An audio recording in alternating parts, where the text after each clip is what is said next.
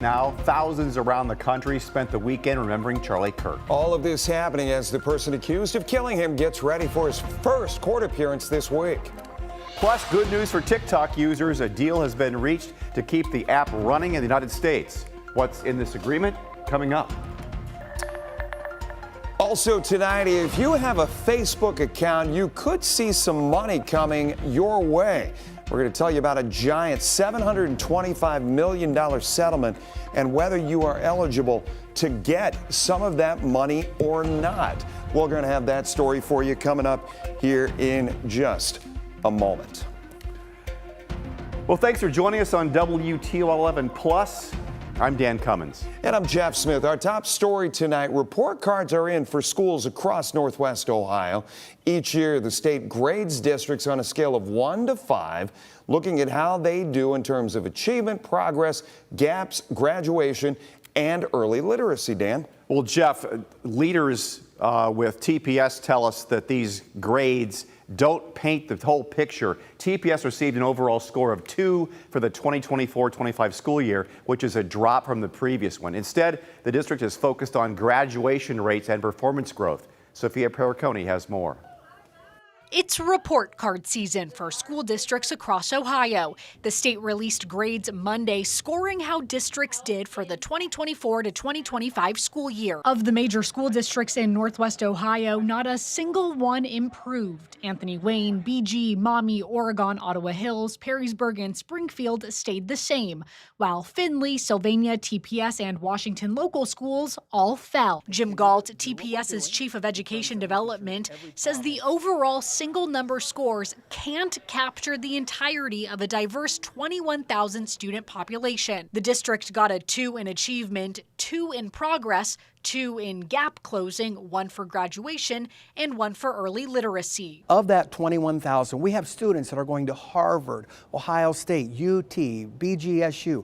We also have 450 foster students. We are 98% economically disadvantaged as identified by the state. Instead, Galt points to the district's growth when it comes to performance and graduation rate.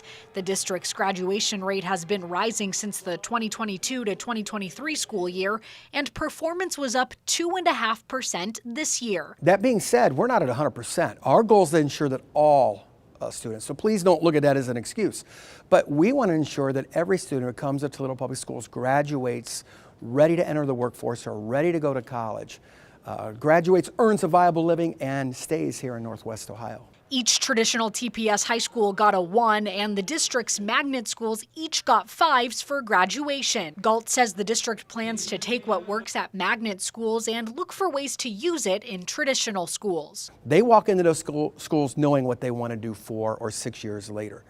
Our goal is to ensure that every student has that, and that's available at any school that you go into Toledo Public Schools. So one thing that we'll be looking to implement is a career pathway for every student regardless of what school you go to. Sophia joins me now. Sophia, it's kind of alarming that every school district either stayed the same or went down. No one improved at all. No one improved. And for the districts like Ottawa Hills and Perrysburg that are already at 5, I mean, you can't go above 5. But for everyone else, it is sort of, where do we go from here? And speaking of staying the same, TPS in each category stayed the same or dropped. So as I mentioned in the story, they went from a 2.5 last year to a 2 this year. And then in achievement, they stayed at 2. Progress stayed at dropped to 2 from 3. Gap closing stayed at 2, and then graduation and early literacy, they were at 1 for both of those. So really no improvement. Should there be alarm bells going off with TPS? I mean, what's their viewpoint in all this? They seemed pretty positive. They are mainly focused on those graduation rates and performance growth, which they have been improving in both. So their graduation rates have been increasing since the 2022 to 2023 school year. Their performance rate is up 2.5% this year, but that didn't seem to help them in the actual scores themselves. I know from talking to Romulus Durant, they're doing a lot better with these vocational schools they're opening up. And that is a wonderful thing, getting kids something other than a college direction. And the enrollment's got to be very good for that. I would think that would, in time, start changing things for them. And what's interesting, the graduation rate, the graduation score for those magnet schools all of them got a 5. For the traditional high schools, they all each got 1. So I had asked, and it was in the story, you know, what are you going to do? And they are working on making sure students in traditional high schools have that clear career path from the start. So that's something they're going to work on. And also the absentee rates for school students at TPS. First of all, that's a problem. How do you fix that? But also, is it better at the vocational schools because kids are more engaged with what they're doing? I know the absentee rate is going down, which is a positive in terms of what they're doing to address it. Free breakfast and lunch across the district and transportation. A lot of these kids aren't getting either of those things without the help from the school district. So they're saying that's helping kids really show up. Thanks for the background on the story. Jeff? Dan, thanks. Let's get you up to speed now on the stories that are making headlines across the country and across the globe. WTOL is keeping you up to date on what's happening now. We start with Boeing may be facing a large fine from the FAA. Looking down the list, a deal between U.S. and China has been reached to keep TikTok from going away. Third on our list tonight, speaking of deals, what kind of deal was reached between the UK and the US? That story. But first, you see it right there. A story that's got a lot of people talking. The suspect charged in the shooting death of Charlie Kirk making his first court appearance tomorrow. 22-year-old Tyler Robinson is currently under a special watch in the Utah County Jail. The governor of that state says the suspect is not speaking with investigators. Officials have not yet released a motive into the shooting death of Charlie Kirk. The Utah County attorney is expected to file formal charges tomorrow. Turning Point USA, the conservative organization that Kirk co-founded, will hold a public memorial for him this Sunday, and President Trump is expected to attend. The U.S. and the U.K. will sign an agreement this week that will usher in new deals on nuclear power between companies in the two countries. One of the things the accord will do is to make it easier to build new nuclear power stations in both nations. This announcement comes ahead of the president's state visit to the UK this week. The British government says the agreement between D.C. and London clears the way for a quote-unquote major expansion of new nuclear projects in the United Kingdom. It's also consistent with moves by the Trump administration this year to support nuclear energy. Trump administration officials are saying today that there has been an agreement reached with China to keep TikTok operational in the U.S. Treasury Secretary Scott Bessent, he says the Trump administration will meet with the Chinese president on Friday to finalize it. Bessent said the priority has been making sure that the deal is fair for the Chinese and completely respects U.S. national security concerns. The FAA has proposed fining Boeing more than $3 million over widespread safety violations. The agency said it identified hundreds of quality system violations at Boeing's 737 factory in Washington State and a subcontractor's factory in the state of Kansas. The FAA also says last year's door plug failure on an Alaska Airlines flight was the result of some of those violations. Still to come on WTOL 11 Plus now, a young boy diagnosed with cancer at 6 months old. After the break, how the boy's cancer journey sparked a lifelong friendship with a hospital worker. Plus, if you have a Facebook, you could be getting some money. It's all because of a big privacy settlement. We'll tell you who qualifies after the break. Chris? Very mild to downright warm weather this work week. Highs through the mid to even upper 80s. Dry weather until next week. We'll preview that 10-day forecast on when we could bring some rain back. That coming up next.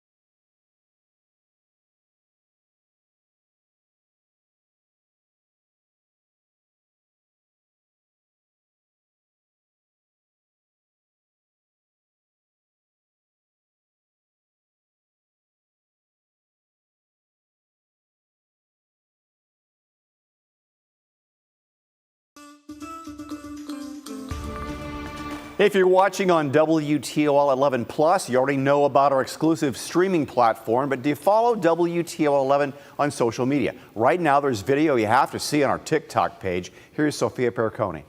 Imagine taking Ohio's 600 plus school districts and cutting them down to fewer than 100. That's the idea one county auditor just came up with to ease your property tax bill. Lake County Auditor Christopher Galloway says schools make up 60 to 70% of what you pay in your property tax bill. So his solution, take 611 of Ohio's school districts and consolidate them down to 94. He insists this would not erase local high schools or community pride. He says this would just streamline administration and costs, but rural leaders are not sold on this. They argue consolidation could strip away local control and give parents fewer voices when it comes to decisions that impact their kids. Galloway stresses this is just one small piece in a much larger conversation about property tax reform, but it is sparking a lot of debate. So what do you think? Would you be willing to have fewer school districts if it means less property taxes? To watch the full story, go to our TikTok page. Make sure to follow WTOL 11 on TikTok, Instagram, Facebook, or your favorite social media platform. Follow us now to stay ahead of breaking news, weather, and stories that have people talking. Other stories trending on social media. Facebook users are beginning to receive payments tied to the social media giant's $725 million settlement related to the Cambridge Analytica scandal. The now closed marketing firm was accused of getting Facebook user information to target voters during the 2016 presidential election. Anyone who used Facebook at any time between May 2007 and December 2022 was eligible for some of the settlement as long as they filed a claim before August 2023. Anyone who has been approved to receive a payout will be notified by email a few days before the money is issued. Chris? Yeah, clear skies and abundant sunshine across the area as we wind down a beautiful Monday evening. Clear skies tonight could pose one tiny issue, the development of a little bit of patchy fog that will be possible. Barely a cloud in the sky, some occasional fair weather clouds, but nothing that's going to be obscuring what is going to otherwise be a mainly clear night. Now, dry conditions on Doppler radar, another day where no rain has been present. That now puts us at 11 straight days of rain-free conditions across northwest Ohio and southern Michigan. A little hint of a lake breeze. You're feeling it from Sandusky now to Fremont to Oak Harbor in the low to mid 70s, mid to upper 70s across parts of the Toledo metro.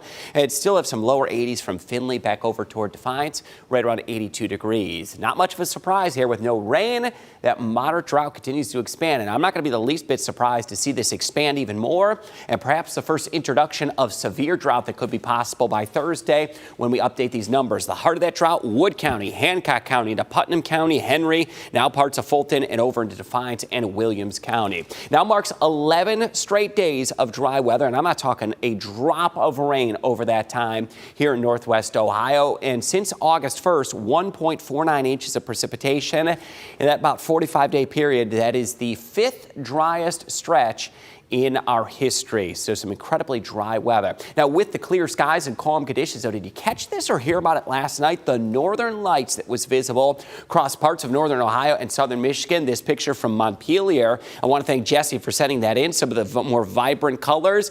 And how about this one? Really glowing display of some of the green auroras that were visible. This one from Bellevue from Amy Rebecca. Appreciate you sending that in as well. So northern lights were visible. Somewhat of an unexpected occurrence, and we don't anticipate that they're going to repeat tonight or into the morning tomorrow. A little bit of patchy fog is what you may encounter, though. Had about a dozen delays this morning. Could match that again tomorrow. Upper 50s. We'll have sunshine, dry weather for recess. More dry and warm weather should push us into the lower 80s. Rain-free weather is going to stick around. A little bit of patchy fog out there tomorrow morning. Dry weather and sunshine into your Tuesday afternoon, and no rain is in sight. So we'll have sunshine, dry conditions, highs to the lower 80s as we get into our Tuesday. Low 80s to mid 80s Wednesday into Thursday. 87 as we get toward Thursday. No rain for Friday. It will be another dry and warm Friday night into the weekend. Slightly cooler, but still very warm. Mid 80s or low 80s out there Saturday and into Sunday. And then rain chances. We're going to finally welcome at least the chance of showers back, but that's going to be late Sunday into Monday as we officially head into the start of autumn, and we'll come with highs right around the upper 70s and some additional showers as we get into Tuesday of next week. That's a look at your 10-day forecast. Jeff, back over to you. A boy from Virginia has been reunited with the hospital worker who never stopped believing in him years after he beat cancer, showing him how kindness can last a lifetime. Our sister station in Washington, D.C. has the story. No kid wants to go to a hospital, yet you'll soon find out why this 12-year-old's got a light this dark elevator cannot dim. Mason Ryan first arrived at Inova Children's at 6 months old. He had Down syndrome and blood cancer. Not what you expected. That's Mason's dad, Mitchell, and his mom, Kim. You don't want to see anybody go through cancer, but when you see kids go through it, that's really tough. Tough to watch. Gotta kiss myself, I'm so pretty. Oh, got it! Their experience somehow made easier by the woman in this video. That's Inova Child Life Specialist, Holly Sept. You still remember him? I do. I still remember Mason. It's hard to forget Mason. Just like it's hard to forget Holly, her hair freshly shaven to bring awareness to children's cancer research. She just exudes the love. Even though he probably doesn't remember, but there's some kind of connection there, you know, that I think they both still feel. Good job. And that's why when Mason's treatment stopped, Ready, Freddie? the family's involvement with the hospital didn't. It was really important for you to be able to give back to other families. Just with all the support that we received, we were like, we gotta do something. There it is. Woo! With Mason as their ambassador, the Ryans started a nonprofit called Boldly Gold to help families once like them. They've raised more than $50,000. Mason, do you remember Miss Holly? You look so handsome. You're welcome.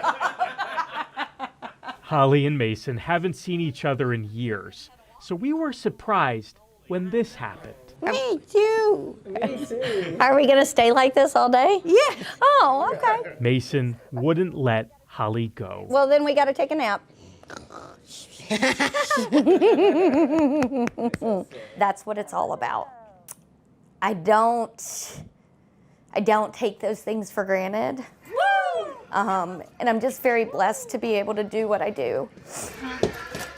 And honestly, it's just very humbling. No kid wants to go to the hospital, but because of people like Holly, Mason has a reason to come back and give back. Thank you, guys. Thank you. Their hug lasted 4 minutes and 26 seconds. Giving her all the love, huh? Thank you. Their bond will last for life. I could get used to this. Our Techna sister station in D.C. providing us with that story tonight. Still to come. What was supposed to be a construction zone for a short time has turned into what some say seems like a never-ending project. This street in Point Place has been like this for months, and those living in the neighborhood tell us they've had it. At one time in the whole world, there could be 50,000 sexual predators trying to get to somebody's kid. Cracking down on online predators. Michigan State Police launch a new campaign to teach parents and kids about staying safe when using the internet. Michigan State Police break down what you need to know. And the father accused of killing his teenage daughter facing a judge yet again today. The judge weighing in on key requests from the defense and the state. We'll have more on this update next.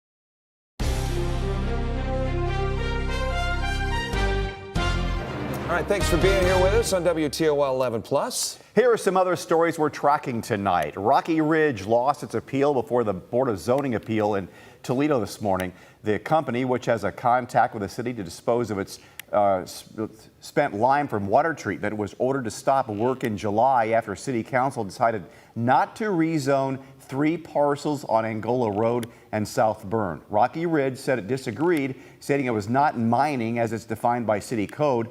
The Toledo-Lucas County Planning Commission recommended disapproval of the request to appeal. The man accused of killing his 13-year-old daughter, Kimani Lategue, was back in court today. Darnell Jones's defense attorneys want access to complete records from Lucas County Children's Services and potentially from other counties. The defense says records are critical for building their case and should be released directly to the defense, not to the court first. The state plans to file a motion to invalidate the subpoena, saying the records should be reviewed by a judge before being handed over. A decision was not made in court today. The judge says that Jones is due back in court on Friday. Well, you remember when people use the phrase stranger danger? Well, in Michigan State Police there are launching a digital campaign today. They did that aimed at protecting children and their parents from online predators. It's called Opening the Door. MSP recently posting this video showing the dangers that children face while they're online. The video will be shared through a social media campaign that runs through the end of the year. Efforts are being led by the Michigan Internet Crimes Against Children Task Force, which says that there has been an increase in online predators. At one time in the whole world, there could be 50,000 sexual predators trying to get to somebody's kid. So that's why it's important to get the education out there. These parents get tips on how to educate their children about them, and then also letting the children know what to look for and be vigilant as well. Michigan State Police saying that safety tips and the full video are available online. You can find a link to all that on our website, WTOL.com. A few months of construction has turned into a headache for some people in Point Place. 113th Street is going through a full reconstruction. It was originally scheduled to be finished earlier this summer. The work on the road has been underway since March. Look at that. The road reconstruction includes storm sewer improvements, a water main replacement, but the city says there was an unanticipated conflict with a gas line that changed the project's timeline. Neighbors say there's been little work done since the road was first torn up. Neighbors say they didn't anticipate having to live on a dirt road for so long, or any of the problems it would create. We haven't been able to use our front yard. We haven't been able to use our backyard because there's just dust everywhere. People's cars are destroyed. People need new struts, new suspensions, new tires. The city says the crews are currently finishing sanitary sewer work. Road construction will start in October. The city says the goal is to have the road finished in late November. Glad to have you once again with us here on WTOL 11 Plus now. If you are watching, that means you already found us here on WTOL 11 Plus. But have you had a chance to check out the rest of our exclusive streaming content? This week on The Vault, somebody named Dan Cummins. Kaylee joins Dan for some of the local stories that the archives, well, you probably saw. And wow, get a look at these. 55-year-old Alona Lensmeyer had just done some lunchtime banking at a National City Bank branch on Secor Road when she was attacked from behind. Suddenly the guy burst out and grabbed a lady and grabbed her purse and knocked her to the ground and drug her a little bit and got the money. It turned out to be a bad day for the purse snatcher. He committed his crime right in front of the coaching staff for the University of Toledo football team. UT assistants Tom Amstutz, Matt Eberflus, Phil Parker, and Dave Christensen say they gave little thought to the possibility that the thief might have a gun. On the van, the windows are tinted, so he probably thought there's one person in the van. All of a sudden, he takes out, that van door opens up, 4 guys are pursuing him, another one flying out of the bank after him. As the robber made a dash for it, he soon found he was being chased by some angry and very large old gridiron stars. Great pursuit and good leverage and couple them up. This ball carrier didn't get away. Oh, They were helped by a former UT football player who was eating lunch across the street and knew that if his old coaches were running that fast, something was wrong.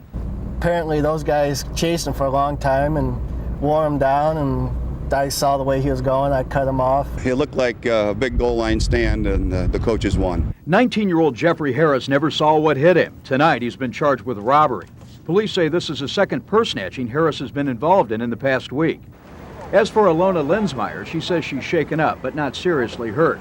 She says she'll always be grateful to the UT football coaches who came to the rescue in her time of need. Jack Shea, Toledo 11, the News Channel. All right, if you follow professional... Well, you can check out WTOL 11 Vault, streaming exclusively here on WTOL 11 Plus. You can catch the full episode right after our streaming news in just about 3 minutes. Why am I reading that story? You were all over that, my man. Hey, take a look at these incredible images from space. The Webb telescope captured spectacular fireworks happening on the outskirts of the Milky Way galaxy. Scientists at NASA describe the eruption of gases as a, quote, volcanically growing monster star. Some have compared the light show to a double-bladed lightsaber from Star Wars. NASA scientists say there could be other massive stars like this one in the universe. We've had a lot of these shows in the sky, apparently. Northern Lights, and then this one's a little harder to see. A little harder to see, but still just as dramatic, if you could, I suppose. It did have some Northern Lights displayed across the area last night, somewhere around 10 to 10:30. I had numerous reports and great photos of that. You can check out our website and our Facebook page to see some of that. Was that expected? No, that was kind of an unexpected. It was a little different kind of form how they developed as well, but sort of a series of several solar storms, so to speak, that have been around the past couple of years. Weather-wise tonight, a lot of sun coming from that sky. 83 the high on Tuesday, 84 Wednesday. No rain for Thursday, Friday, or into Saturday. Back toward 80 on Saturday and Sunday. And then early next week, that's when we do get a chance some rain back into the area. Some scattered on and off showers with highs to start autumn, officially back at the upper 70s. Thank you so much for spending part of your day with us here on WTOL 11 Plus. Remember, this is your home for more than just news. You can stream our full lineup of local content anytime you want.